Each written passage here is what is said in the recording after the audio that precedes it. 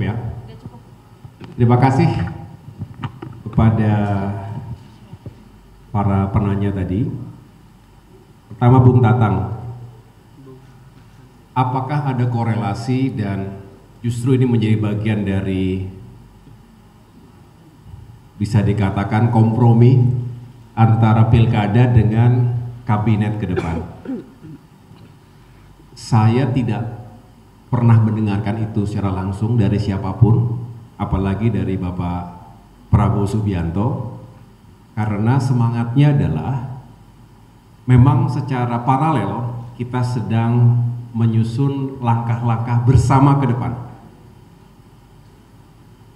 KIM, Koalisi Indonesia Maju, telah bekerja keras, berjuang bersama-sama untuk bisa memenangkan Bapak Prabowo dan Mas Gibran dalam Pilpres 2024 lalu, dan tentunya ada semangat untuk bisa menyiapkan langkah strategi yang bisa menyukseskan keberlanjutan pembangunan 5 tahun mendatang. Oleh karena itu, kami ingin memberikan ruang yang luas kepada Bapak Prabowo untuk bisa benar-benar menerjemahkan visi misi beliau, dan tentunya kami siap sepenuh hati untuk menyukseskan itu semuanya. Sehingga tentu dalam penyusunan kabinet, dalam merancang itu semua, kami Partai Demokrat tidak ingin ngerusuhi, membebani atau apapun namanya, karena sekali lagi kami sadar itu adalah hak prerogatif Presiden terpilih, dan juga tentunya kami menjunjung tinggi etika dalam berkoalisi. Nah, kemudian masuklah fase yang juga penting, mempersiapkan Pilkada 2024 ini. Semangatnya KIM ini mencari kandidat-kandidat yang bisa diusung bersama-sama. Semangatnya demikian.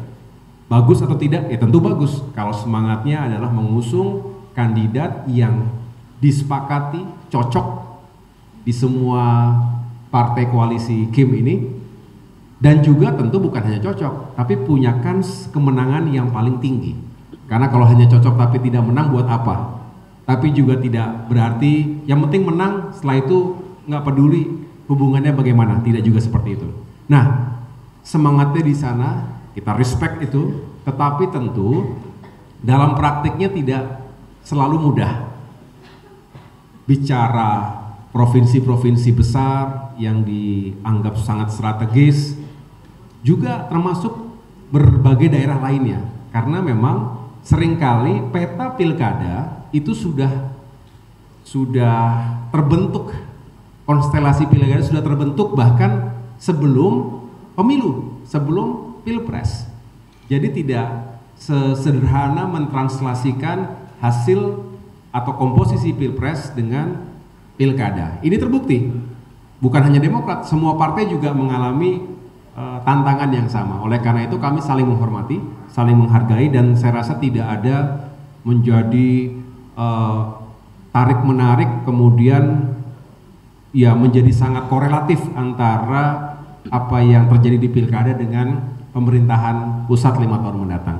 Jadi semangatnya di situ, Mas Tatang, termasuk juga memang sampai dengan hari ini khusus untuk DKI Jakarta, Jawa Barat, Jawa Tengah, ini masih terus kita godok, kita terus survei, karena segala update itu penting sebelum pada akhirnya Demokrat mengambil keputusan, begitu pula partai-partai lain yang ada di jajaran Koalisi Indonesia Maju.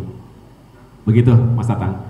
Mas Edi ya, terima kasih tadi pertanyaannya juga secara spesifik. Apakah Demokrat lebih cenderung untuk mengusung incumbent? Kebetulan rekomendasi yang sudah kami keluarkan benar, observasinya benar. Untuk Sumatera Selatan kami mengusung incumbent, untuk Maluku kami mengusung incumbent, dan 3 hari ini Papua Barat, lalu Bangka Belitung dan Jambi itu juga incumbent. Tetapi bukan hanya karena incumbent kemudian kita merasa nyaman, tetapi justru kita melihat apakah 5 tahun terakhir ini ketika beliau memimpin di daerah itu ada progres yang real untuk masyarakat, untuk daerah tersebut, dan tentunya bagaimana kebersamaan dengan Partai Demokrat. Ini juga penting karena kami ingin punya peran, bukan hanya sekedar mengusung, bukan hanya menyerahkan rekomendasi, tapi peran apa yang bisa dihadirkan bersama-sama untuk menyukseskan program kebijakan 5 tahun mendatang.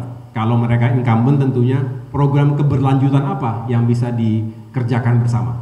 Dan di sini kami mengolahnya dengan cermat, melihat hasil survei, mendengarkan masukan dari jajaran kami di lapangan, baik di tingkat provinsi maupun kabupaten kota, sehingga bulat setelah ditelaah dengan baik, seperti yang saya sampaikan sebelumnya bahwa sampai dengan untuk pemilihan gubernur itu juga dikonsultasikan kepada Ketua Majelis Tinggi Partai. Jadi ada blessing tentunya dari Bapak SBY. Nah, kalau kemudian nanti daerah lain tiba-tiba bukan incumbent, dia juga pasti ada alasannya. Pasti ada alasannya dan serupa bahwa kami melihat faktor-faktor yang sudah saya jelaskan tadi. Terkait dengan Banten, ini juga masih sangat cair. Saya tahu masing-masing kandidat, saya ulangi, masing-masing yang ingin menjadi kandidat sudah berikhtiar dengan segala strateginya, termasuk tentunya ada sejumlah kader utama Demokrat yang juga sedang mencari peluang. Peluang yang saya sampaikan, cek elektabilitasnya bagaimana. Ada beberapa mantan kepala daerah yang juga adalah kader utama Partai Demokrat. Kemudian cek kesiapan yang lain-lain. Ada nggak partai-partai lain juga memberikan dukungan yang serupa? Tiketnya bagaimana? Logistiknya bagaimana? Jadi harus realistis.